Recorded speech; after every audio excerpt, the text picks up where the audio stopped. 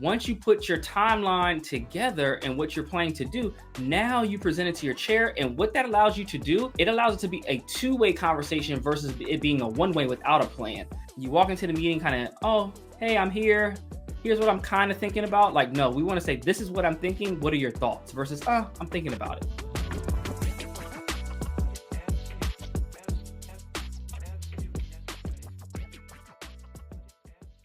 Today, we're going to dive into a topic that can set the tone for your entire semester, and that's building a strong, effective relationship with your dissertation chair. On this episode from ABD to PhD show, we're going to cover actionable steps to start your semester off strong with your chair. We're also going to discuss how to clarify expectations, setting clear goals, staying organized, and creating a consistent communication plan and strategy that keeps you and your chair both on the same page. Whether you're just at the beginning of your process, or even you've had some tumultuous times with your chair and you're looking to rebuild or build up that relationship, this episode is for you because we're going to give you the whole foundation in 3 strategies that you can use that will really help you avoid what we call the chair struggles. And we want to give you these tips to kick off the semester right. My name is Dr. Ramon Goings, and I'm founder of Done Dissertation and host of From ABD to PhD show. Our goal at Done Dissertation is to help you, the doctoral student, write and defend your dissertation in 1 year or less. Today's episode of From ABD to PhD show is sponsored by the Done Dissertation Velocity Coaching Program. It has the purpose and goal to help you write and defend your dissertation in record time. So if you're someone who's looking to get the support, you want the community, you want the feedback, you want the insights on how to work with your chair from folks who have lived it, who are faculty and can help move you through that process so that you don't go into of confusion, but rather clarity, then make sure that you reach out to us and apply to schedule a consultation call with us by scanning the QR code that is here on your screen or by going to www.velocitydissertation.com. Now, let's get into today's episode around avoiding the chair struggles, tips to kick off the semester right. So the first thing we want to consider is if you're trying to kick off the semester right and you want to avoid struggles with your chair, write out your specific goals with timelines. And I'm asking you to do this because in order to set the tone right, sometimes we have to approach the process differently.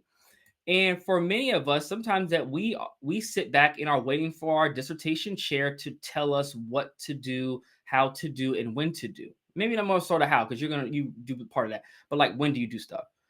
What I want you to start doing is kind of inverse that relationship where you start taking way more ownership of what's going to happen and when. Once you put your timeline together and what you're planning to do, now you present it to your chair. And what that allows you to do, it allows it to be a two-way conversation versus it being a one-way without a plan. If you don't create a timeline and a plan, well, what typically happens is that you'll be waiting for your chair will tell you what to do, you will execute one way. Now, when you come to a plan, you kick off the conversation and say, hey, chair, here's my plan. They look at it and say, oh, this is great. Maybe we consider moving this date because of this deadline. Now, it's a back and forth. It's a whole different vibe. It's a whole different feel when you are working with your chair in tandem versus working with them as the student waiting and hoping for them to impart whatever it is on you to do so that you can do what you need to do. Because I know coursework feels like that. It's like they're the teacher, I'm the student. But as you're getting into the dissertation process, what's starting to happen is that where there was a differential, we're starting to bring you all up, as a student. So where by the time you're finished, you're at the same level, your colleagues with that professor. But a lot of times we don't go into the process thinking that, and it can paralyze us, especially in times when we may need more help or we may want to take more control, but we're nervous about what our chair is going to think. I say be proactive, come to the chair with a plan, and then engage in a conversation. This is not to say, though, that your chair may have things that they want you to do as part of the plan you created that you either don't want to do or is in a timeline that's different from yours. That might still happen, but you have started to dictate how the process will shape. And, even when they may present something differently, you may have the opportunity to look at the journey differently, provide a counter to what their argument was with evidence so that you can get what you need. This happens quite all the time. We have some students who want to finish their dissertations quickly. And if sometimes they bring their timelines to their chair and their chair's like, I don't know if you can do this within a year. And then lo and behold, our folks get it done 9-10 months. And the chair's like, wow, you did that. Like, what happened? And they're like, yeah, we work with dissertation, or we got help in this way. So like it can be done. And sometimes just having those conversations. But if you don't create and you don't put together that plan in some form of a timeline, it's going to be really hard to even set that tone with your chair. And so not only the timeline, the second component of this is actually having specific goals. So that's going to require you to think through the process a little bit. And it might be, sometimes we have goals for chapters, right? Chapter 2 is going to be due on this date, chapter 3 on this date. For some of you all, and depending on your chair, you may need to say, hey, here's where I'm going to, when I'm going to have chapter 3 done. But here are all the sections of chapter 3, and here's my target dates of completion of writing each of those sections. When you start doing that stuff, it's clear to see. That's something that we do. We have a course that's on our website. If you want, you can get, you can go and grab it. It's called Design Your Done Dissertation. And in the course, we teach you how to break down and put this plan, how to set your goals, and how to put the plan, the actual document together that then you can give to your chair to engage in the conversation. So if you want access to that, you can scan the QR code here, or you can go to www.designyourdissertation.com. Or if you just go to our main website, you'll see it in the books and courses area, and you can just scroll down to Design Your Done Dissertation. I just bring it up because sometimes it's like, you need to create goals and you need to create a plan, but you're not quite sure what that's supposed to look like. That mini course will take the guesswork out and provide you the strategy and the tool, the actual workbook to put your plan together. So that's going to be extremely important. So you got to first things first, write out your specific goals with the timeline. This changes the conversation with your chair. And so with that, if you're trying to avoid the dissertation struggles and kick the semester off right, the second thing you're going to have to do is reach out and schedule a meeting with your chair. I'll say that one again. You are actually going to have to reach out and schedule a meeting with your chair. For some of you all, you haven't reached out to your chair in a semester. Some of us, it's been a year. And I know life happens, stuff happens. I was talking to a client yesterday during one of our calls, and they were discussing that they had a relative that passed, and they took a year break. They hadn't talked to their chair, and they were just rekindling things, like in how it was a slow, burn at first to pick things back up after that year break. But you have to reach out and schedule a meeting. Preferably, if you're thinking about timeline, depending on when you're watching this, if it's the start of the semester or the end of the semester, like the first week of the semester and like the last week of the semester, those usually aren't the best times. Honestly, it's thinking about maybe week 3 of the semester, 2 or 3 of the semester. So faculty have a time to kind of get into it, get into the mode of teaching, all those things. And then like week 2 is a good time. They probably have a good little lull right there. And then maybe like, 4 weeks before the end of the semester, or like any time in between there are great times to schedule consistent meetings with your chair. That's going to be important because again, if you don't stay in constant communication and you don't schedule those meetings, how are you ever going to finish? And doing step 1 of creating, you're outlining your specific goals and creating your timeline allows you to do, it allows you to give something tangible to your chair to then have a basis if you feel like you need that, a basis to have the meetings. I know some folks have chairs who are like, look, I'm not meeting with you until you have a product for me. This is a product. Create the goals, put your timeline together in a document, and then send it to them. And then say, hey, I want to have a 15, 20-minute meeting or half-hour meeting to talk about my timeline and to discuss next steps and to discuss us having a regular meeting cadence. These are all going to be important. And then when you have that meeting, advocate for what you need. You say, you know what, if it's possible, can we meet every 2 weeks? And here's what's going to happen. We'll have an agenda, et cetera, to make these meetings most efficient for you. And it might be a half-hour meeting. So like, don't go into thinking you're going to get an hour. Like, it's just unrealistic sometimes. I think when we think about expectations, I think a half hour is more than enough. What this requires you to do, though, is be very specific about what you're trying to get out of the meeting. And I've implemented my own dissertation sharing practices. My students, we meet for 30 minutes, and we can get things done and accomplished based on the task at hand. Because what I found at over an hour, you spend first 15, last 15, kind of talking about, whatever debriefs, and then the meat of it happens within the half hour anyway. So why not get right to business with the meeting? And it provides, it allows you to get time back and for your chair. I think everybody wins.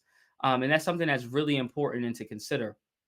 And it's something I'm writing in my new book. It's called The Finish System for Dissertation Chairs, about how to set this structure up so that you don't have to guess about how much time you're going to have to meet with them and all those things. But it's really important that you create that timeline, put the goals together, and have that meeting with your chair. If you don't do that step, you walk into the meeting kind of, oh, hey, I'm here.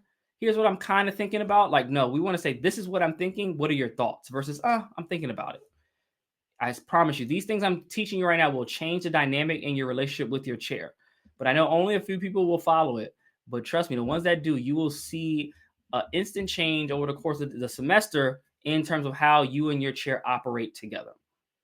And so once we have those first two steps, the last component of this in terms of avoiding the chair struggles, and a tip that will give you a great start to the semester, is that I want you to be able to, and you're going to have to communicate when your plans change. We know that as doctoral students, things happen. Faculty are aware of that. Things do happen, and things happen to faculty too. So this is a two-way street, but I'm, talking, in my book, for the finish list, I'll talk to faculty about this, but here I'm talking to you about this as a student, is that you just have to communicate when your plans change. Stuff happens all the time. Timelines happen differently, like in terms of how you expect it to happen and what what you expected versus what's actually happening. Life happens. Be in communication. Because here's the thing I've learned is that, let's say, for instance, you have a document. Let's say your complete dissertation, right? You're at the end. You say, I'm going to have the finished draft of my dissertation to you, chair, by Friday. You're working through. It comes Monday, you're still plugging along. Tuesday, you're plugging along. Wednesday, you're like, whew, I still got a lot of work to do on this thing. And then instead of reaching out on that Wednesday to your chair and say, hey, I may need till Monday to get this to you because I'm a little bit behind, you wait until either Thursday or Friday morning, and then you say, oh, I wasn't able to do it because of these reasons. When you knew on Wednesday, probably on Tuesday, that you were going to have it ready for Friday. Like, we have to just keep it 100 with each other, like in terms of what you're working on. And just know that sometimes, we may have set an unrealistic timeline, or, things happen, right? Get sick, all these things pop up and you weren't able to do things that you want to do. So things shift. So just be in communication, and I'm going to give you a secret here. Honestly, from the faculty side, it's okay. Unless there's a pressing deadline for you, like with the graduate school or something, we're cool, because trust me, your faculty have a lot going on their plate as well. And so the fact that they're going to wait another couple of days for your document doesn't really hurt them at any point, right? Speaking from experience, being a faculty member, it doesn't hurt us. It's just a matter of letting us know, because sometimes we might be ready, have a time slot in our calendar, which I do, for giving feedback to students. And so we have you slotted in, and because you're pushing it back, we have to just move things around. But being upfront with the communication allows everyone at hand to know what's going on. I promise you that will be a time saver of finishing this process, and it will help you to avoid dissertation chair struggles, and it will allow you to kick off the semester the right way. And if you find that you are writing a dissertation but still trying to figure out that chair component, or even your committee, on like, how do I build the right relationship, and how do I navigate this the right way, I have two things that will be of support to you. The first one is, and I'll put a link up for the book here in a second. In our book, 14 Secrets to a Done Dissertation, we talk about how you can build a positive relationship with your chair. And if you want to learn more and grab a copy of the book, you can go to www.thedonedissertation.com/book to get your copy. And in that book, we just break it down very simply. It's an actionable book, and literally, and I'll pull a copy out right now from my bag so you can just see it's straightforward, to the point, because we want doctoral students to finish quickly. Again, the book it's easy read. You probably could read it in 1 or 2 sittings, because we know that you all need the actionable strategies, and in the book, we have those strategies for you. So that's one route that you can get in order to get the support that you need to finish your dissertation. However, for some of you all, the book isn't enough, right? You need someone to like dive in with you, to help you, give you your strategy, help you sometimes give you the framing to engage in these meetings with your chair, to set the expectations, set the tone, to understand when they're giving you feedback, what to do with it, and all those things. If you're someone in that boat, I would say that you should schedule a complimentary consultation to learn about our Velocity coaching program in order to get the support that you would need to finish your dissertation quickly. And so if that's you and you're in that boat, you can go to www.velocitydissertation.com, or you can scan the QR code that is here on your screen to schedule a time to chat with the team to see how we can help support you getting to the finish line. Again, we want to see everyone win. That's why we do this content. Literally, I've been doing this content for 4 years straight, just about an episode every week. Typically, each year we're doing about 45 to 50 episodes per year, because we want to give you all the insights, and we want to keep it updated based on what things we're hearing from doctoral students that you all are experiencing. So make sure that you get the help. There's no need to keep watching the content knowing that you need help and not doing anything about it and still being stuck in the same spot, knowing you want something more and something different. If that's you, you need to apply, get the help that you need so we can push you forward and give you the strategy, the tools, and the insights that you need to move things along. And having this relationship piece together with your chair is going to be extremely important. And again, this is how you're going to kick off the semester strong. So just to recap, in order to avoid the chair struggles and kick the semester off right, there are three things that you're going to need to do. You're going to first need to create specific goals and develop a timeline, and develop this in a written document. Because step two, what you're going to do is then give this document to your chair, and that's going to kick off a conversation. Because what you're going to do is you're going to have to set up a meeting with them to start getting the relationship going, and getting back to where it was or repairing it, whatever you are in that part of the process. You're going to need to have a meeting, and setting those goals in that timeline and putting that document together will help you get to the meeting. And then from there, once you have gotten to the meeting, what you're going to have to do is that when the plans change, communicate it to your chair. These are the things that I promise you will help you tremendously get through the dissertation process. But some people might implement one or two of those, but you need to do all three. Because again, not having the communication aspect will leave you stuck in ABD for good. And I don't want to see that. We want to see doctoral students, want to see you all winning out here. So make sure that you do that. And I want to say thank you so much for watching this episode from ABD to PhD show. If you have found value, you could do me a favor and hit the subscribe button if you're watching us on YouTube, or follow us on any social media platform. We finally eclipsed the 1,000 subscriber mark on YouTube. We're extremely proud, and thank you all so much. We're getting closer to the 1,000 subscribers on Facebook. So if you're watching us on Facebook, make sure you hit follow and tell your students and friends about us, because we want to make sure we build up those platforms to get in front of more students, to tell them the messages that we're providing at Done Dissertation. And then with that said, I just want to say thank you so much for watching this episode of From ABD to PhD show. My name is Dr. Ramon Goings, and I want to see you win. So please make sure that you get your help that you need, whether it's with us or somewhere else. Go get the help if you need it. And until next time, I wish you all a Done Dissertation. Take care.